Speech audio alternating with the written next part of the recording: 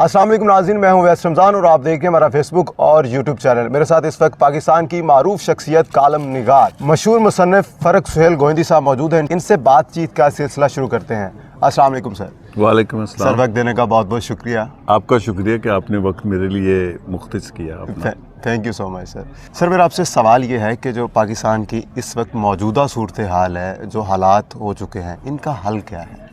اس کا حل یہ ہے کہ سب سے پہلے کہ پاکستان کی سیاست ہے سیاستدانوں کا حق، سیاسی جماعتوں کا حق، سول ملٹری بیوروکریسی کا کوئی حق نہیں ہے کہ سیاست میں مداخلت کریں۔ پاکستان کے سیاستدان، آپ ان سے اختلاف کر سکتے ہیں، ان پر تنقید کر سکتے ہیں، ان کی پالیٹکس پہ تنقید کر سکتے ہیں۔ جس دن پاکستان کی سیاست پر سیاسی جماعتوں کو فلی اختیار دے دیا گیا تو یہ سیاستدان اگر ناکام ہوئے تو لوگ نئے سیاستدانوں کو چن لیں گے، یہ اگر غلط ثابت ہوئے تو نئے سیاستدان جنم لیں گے۔ تو پاکستان کی جو اشرافیہ ہے، خصوصاً سول اینڈ ملٹری بیوروکریسی، اس کو سیاست سے مکمل طور پر علیحدہ ہو جانا چاہیے۔ اس میں سیاست کا بھلا نہیں ہے صرف، اس میں پاکستان کی سلامتی، بقا اور عوام کا بھلا ہے، اور پاکستان کی فوج کا بھلا ہے، چونکہ اگر اندر سے شکست ہو گئی تو بڑی خطرناک ہوتی ہے۔ سر، جو اس وقت سیاسی نظام ہے، جو ہمارے ملک میں سیاست ہے، وہ تو ایک سیاست نام کے لیے استعمال ہو رہی ہے، لیکن سیاست ہے نہیں ہے۔ لیکن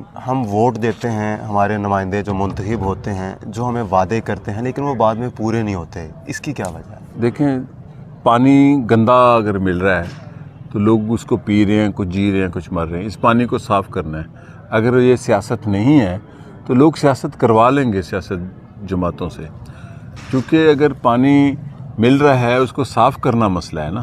تو اگر سیاست گندی ہے تو صحیح سیاست آ سکتی ہے، اس کو پنپنے دیا جانا چاہیے۔ کوئی ہو، مولانا فضل الرحمان ہو، بلاول بھٹو ہو، آصف علی زرداری ہو، نواز شریف ہو، عمران خان ہو، کوئی ہو، ان کو کرنے دے سیاست۔ کرکٹ کھیلنے والوں کا حق ہے۔ کرکٹ کا جو چیئرمین ہوتا ہے بورڈ کا، اس کو کرکٹ کھیلنے کا کوئی حق نہیں ہے۔ وہ چیئرمین ہو سکتا ہے کرکٹ بورڈ کا، لیکن کرکٹ تو ان 11 کھلاڑیوں نے کھیلنی ہے نا۔ تو پولیٹیکل پارٹیز کا حق ہے، آئین بھی یہی کہتا ہے، وہی رجسٹر ہوتی ہیں، وہی الیکشن لڑتی ہیں، جو پاکستان کے اسی جو طے کردہ اصول، ضوابط اور قوانین ہیں۔ جب وہ جماعتیں سیاست میں جائیں گی، بری سیاست کریں گی، ناکام ہوں گی، تو لوگ نئے لیڈروں کو لے آئیں گے۔ پوری دنیا میں ہوتا ہے، اور جہاں پر یہ ہوتا ہے وہاں پر ملک ترقی کرتے ہیں، کامیاب ہوتے ہیں۔ سر، ہمارے ملک میں 3 سیاسی جماعتیں آتی ہیں، 3 نام آتے ہیں۔ اس کے علاوہ کوئی عام نوجوان، کوئی اسٹوڈنٹ سیاست میں تو حصہ لینے کا سوچ بھی نہیں سکتا، کیونکہ جب بھی بات آتی ہے، وڈیروں کی بات آتی ہے، بڑے لوگ آتے ہیں، پیسہ چاہیے، الیکشن لڑنے کے لیے ویگو ڈالز ہونے چاہیے، پتہ نہیں کیا کیا ہونے چاہیے۔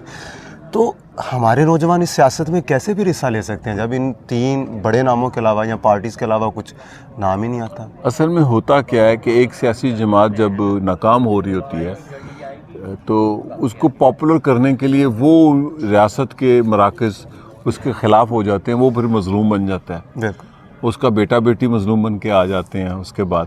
تو ان کو کھیلنے دیں، جب یہ ناکام ہوں گے یہ جماعتیں خود ختم ہوں گی۔ عام آدمی پارٹی ہندوستان میں بھی ایسے ہوتا تھا، کانگریس فیل ہو رہی، جنتا پارٹی فیل ہو رہی، عام آدمی پارٹی، اس نے بجلی فری دے دی ہے دلی کو، اس نے تعلیم فری کر دی پنجاب میں۔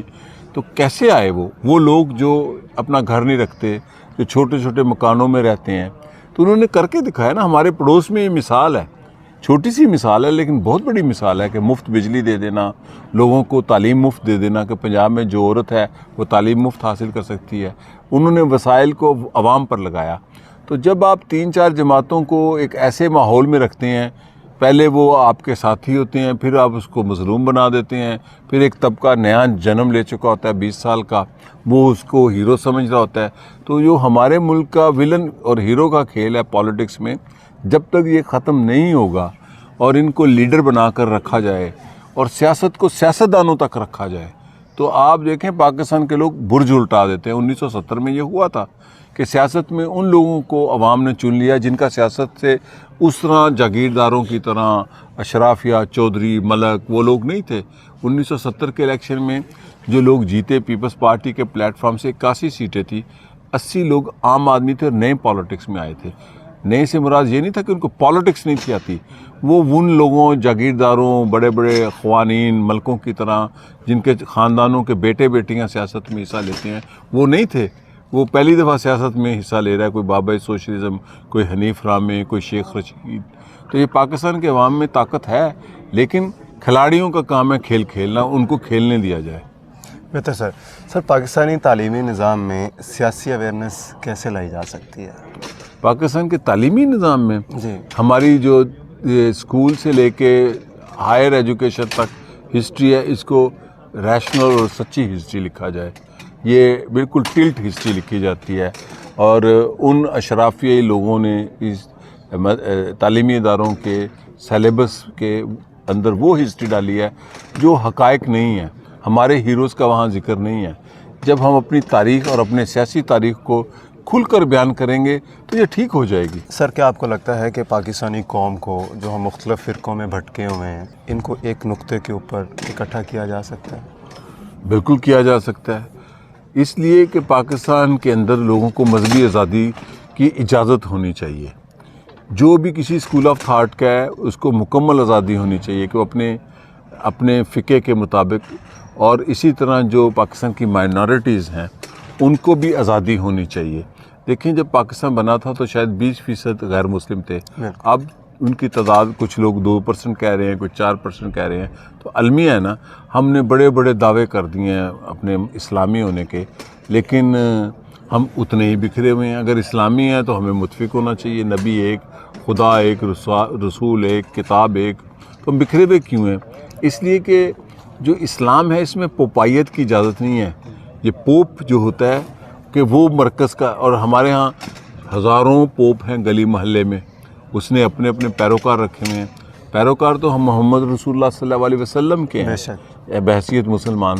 تو اس لیے پاکستان کے اندر مذہبی یکجہتی اس وقت آئے گی جب ہم اپنی اسلامی اصول کے مطابق مذہب کو مذہب میں رکھیں گے، دوسرے معاملات کو علیحدہ رکھیں گے.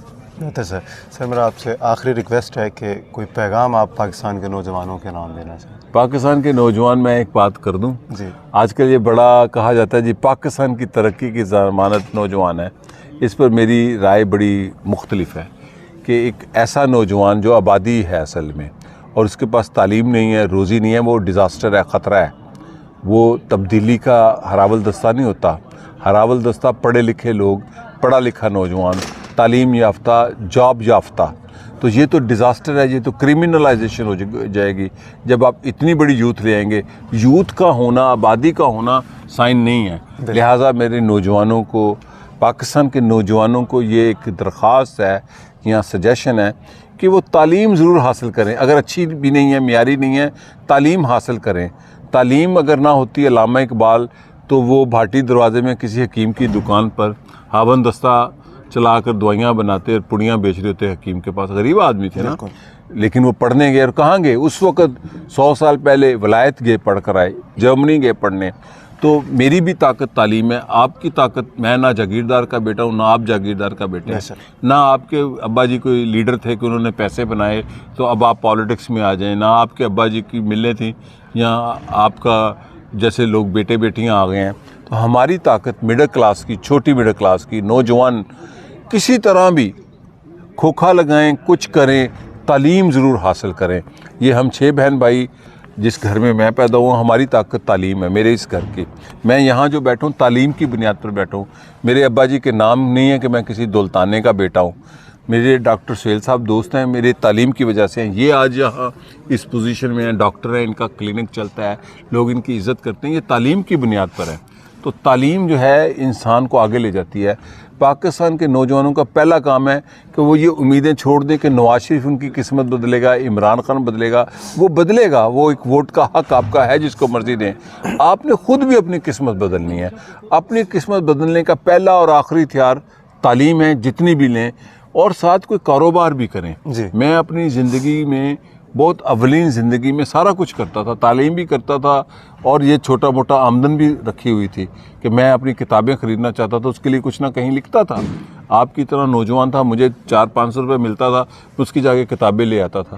تو میں نے اپنا سورس آف انکم بنایا اور جدید دنیا میں بھی یہ ہوتا ہے کہ پاکستان کے نوجوانوں کو چاہیے کچھ نہ کچھ کار کریں، کاروبار کریں، جاب کریں، لیکن ساتھ تعلیم حاصل کریں۔ جی ناظرین، آپ نے فرق سہیل گوئندی صاحب کی گفتگو سنی اور لاسٹ میں انہوں نے بہت اچھا پیغام جو پاکستان کے نوجوان ان کے نام دیا کہ علم حاصل کریں اور ساتھ میں کاروبار بھی کریں، نہ کہ آپ کو کسی سیاستدان، کسی وزیر اعظم ان پہ اپنی امید لگا کے بیٹھنا ہے کہ آپ کو نوکری ملے گی یا انہی کے سہارے آپ کا روزگار چلے گا۔ آپ کو خود اپنے بل بوتے پہ کرنا چاہیے، اور علم میں بہت طاقت ہے، قلم میں بہت طاقت ہے، اور آج کل ہمارے نوجوان جو ہیں وہ کتابوں سے بہت دور ہو چکے ہیں، ہمیں مطالعہ بھی اپنا کرنا چاہیے۔ اسی کے ساتھ اپنے میزبان اویس رمضان کو اجازت دیجیے۔ اللہ تعالی ہم سب کا حامی و ناصر ہو۔